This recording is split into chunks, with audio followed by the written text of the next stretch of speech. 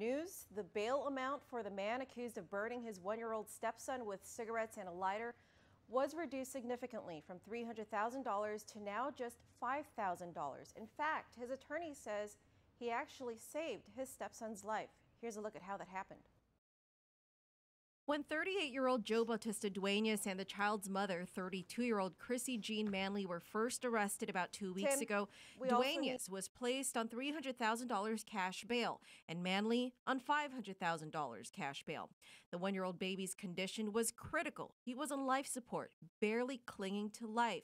His parents accused of severely abusing him, with mom allegedly placing baby in a chokehold and slapping him with an open palm.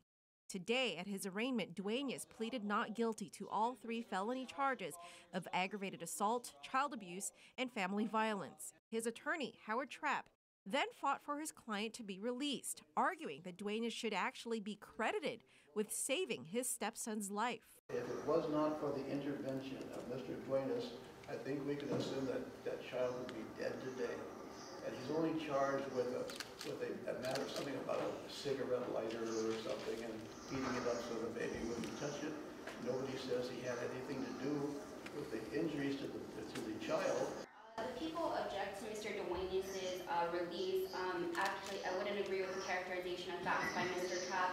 As a matter of fact, the defendant Duenas did watch defendant Manley strike the child but did not record it. The only reason why this was recorded was because the baby later on in the week was allegedly choking on a coin, and that's why they proceeded to the hospital. So there was actually no intervention. I would actually say there was complicity in Ms. Manley's conduct by Mr. Duenas. Trapp disagreed with Assistant Attorney General Christine Tenorio, pointing out that Duenas had no legal obligation to intervene. But apparently there's no reason to believe that he's talking about the intervention, that it's not the case, and the child did live.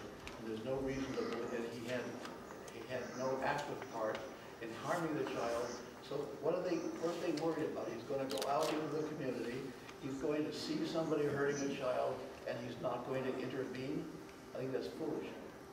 No, Your Honor, I would like to highlight that he did burn the baby with a cigarette lighter. Judge Alberto Tolentino, however, agreed with Attorney Trapp. The court does agree that a cash bail was warranted. However, upon reconsideration of the alleged role you had, the court will reduce the bail amount to $5,000 in cash.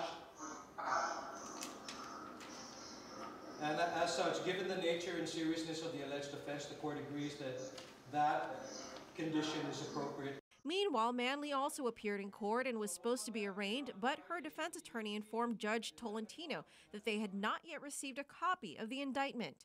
Manley is facing charges of attempted murder, aggravated assault, child abuse, and family violence, all as felonies. She's being held on $500,000 cash bail. Manley's arraignment was rescheduled to this Friday at 11 a.m. GRMC spokesperson Kevin Kerrigan says that since the child is now in protective custody, he can no longer issue the condition of the baby. However, he did tell us that the one-year-old is still confined at GRMC. He was listed in stable condition as of March 8th.